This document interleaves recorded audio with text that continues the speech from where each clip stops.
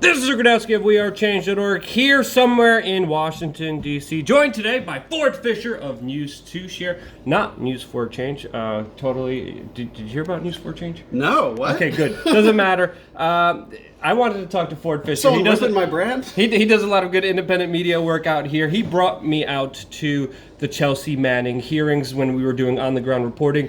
Ford has been here covering a lot of the other court proceedings with Chelsea Manning, has been keeping a pulse on WikiLeaks, which of course we're going to be focusing on in this video. But last time we were together, we were literally outside the courthouse right before Chelsea Manning was pretty much imprisoned for not cooperating with grand jury indictments against Julian Assange. She has since been let out for a few days and then been sent back again. New charges have been announced, 17 new charges, 18 altogether against Julian Assange in this case. And many people are saying now that she's still in jail, that means there's still more indictments. More than just the 18 against Julian Assange. Ford, you've been doing a lot of reporting, talking to a lot of the lawyers, a lot of the people connected to Chelsea Manning. What can you tell us what the latest information is on that?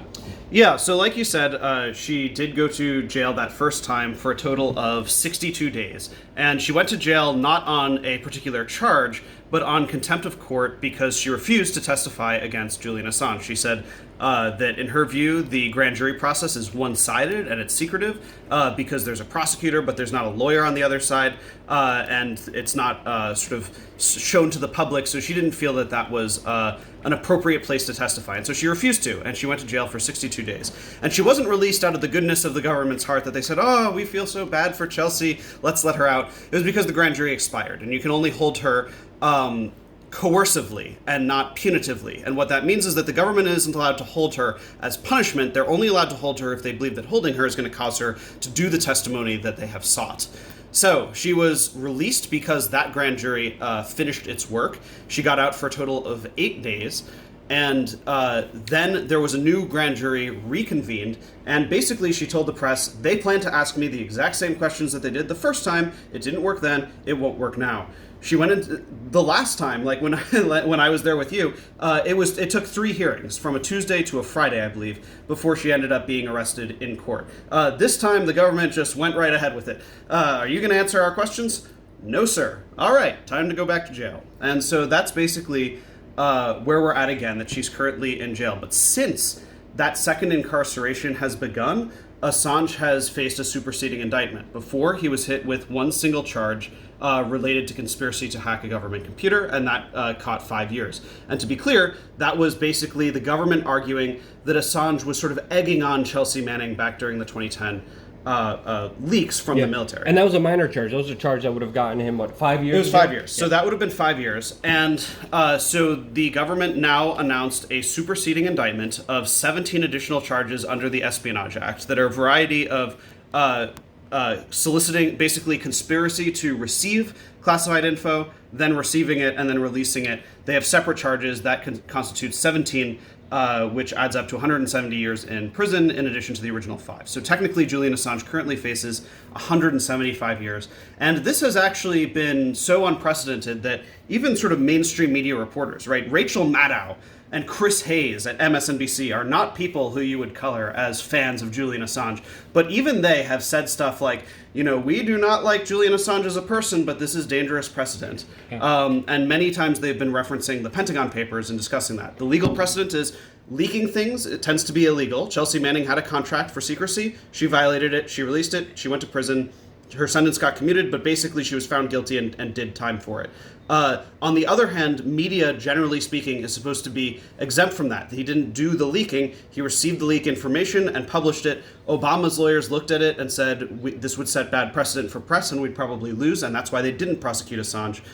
Trump's administration feels differently. Yeah, exactly. It's insane how far the Trump administration has gone, where even Rachel Maddow is contradicting herself live on air with the narrative that she was pushing for close to 2 to 3 years. 2 to 3 years. WikiLeaks is in bed with the Trump administration and the Russians. They're all in it on together. Julian Assange is Putin's B word. It's Trump's B word. They're all B words. They're all in bed together. And now it's like, we don't like WikiLeaks, but this is bad for all publishers because it is. I remember seeing, even intelligence experts and pretty much intelligence agents on Twitter being like, hey, I'm not a fan of WikiLeaks. I find them abhorrent. I don't like them at all. But what's happening here is extremely, extremely, extremely dangerous and should not happen. And it's important to understand here, the Obama administration looked at this and said, no, this is way too far. This is pretty crazy. Trump, it's like, let's do this. Let's go. And then now claiming that he doesn't even know who WikiLeaks is.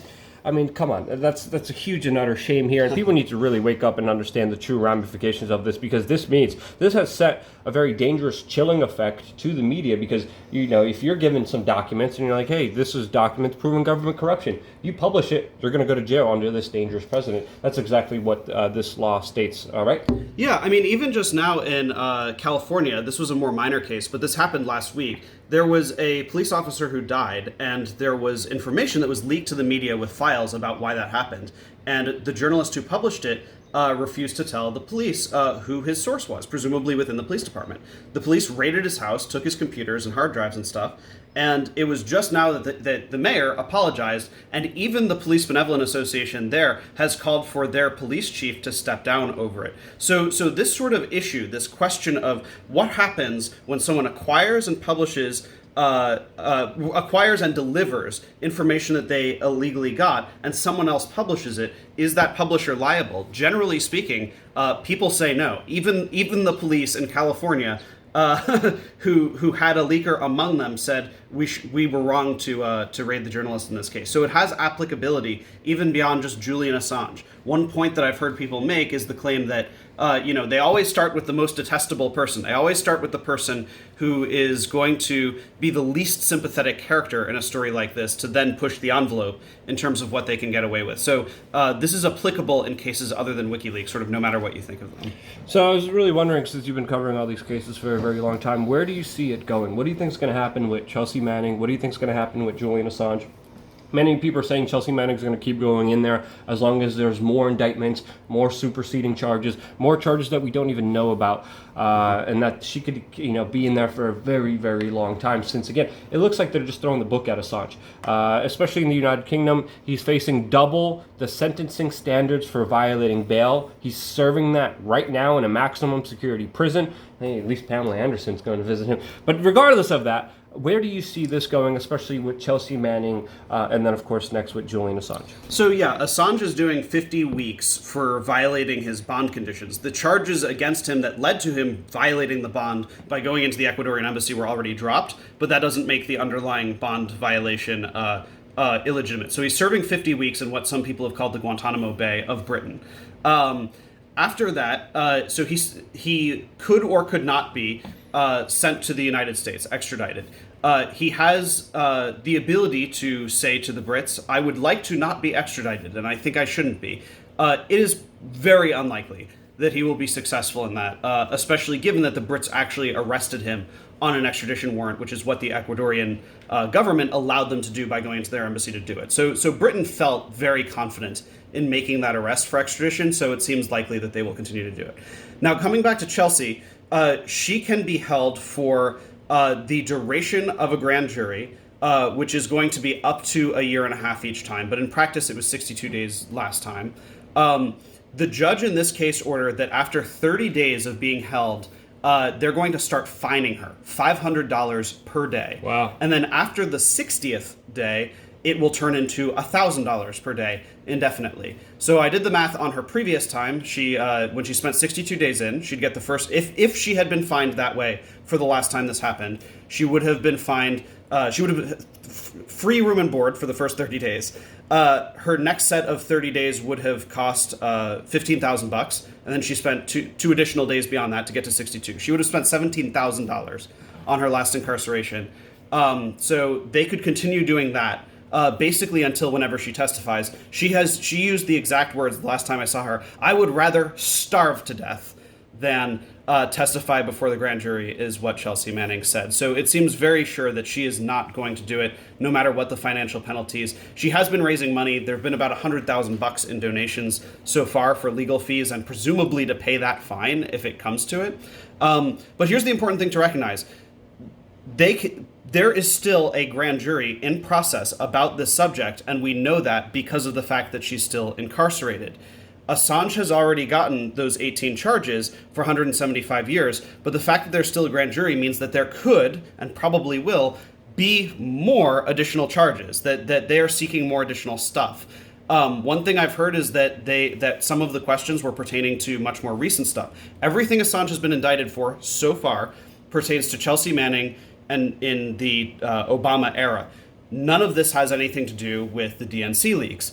Theoretically, they could end up charging him with anything related to those things, and that is sort of remains to be seen. But it is likely, and I think it's especially likely given the grand jury, that he will be charged with more than he already is.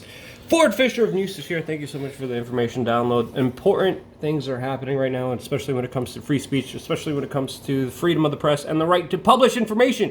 And if you believe that, share this information so we can actually understand what is happening out there. You shouldn't be getting your information from Rachel Maddow, who still has discontenting in WikiLeaks, still has crazy conspiracy theories, still has mild theory.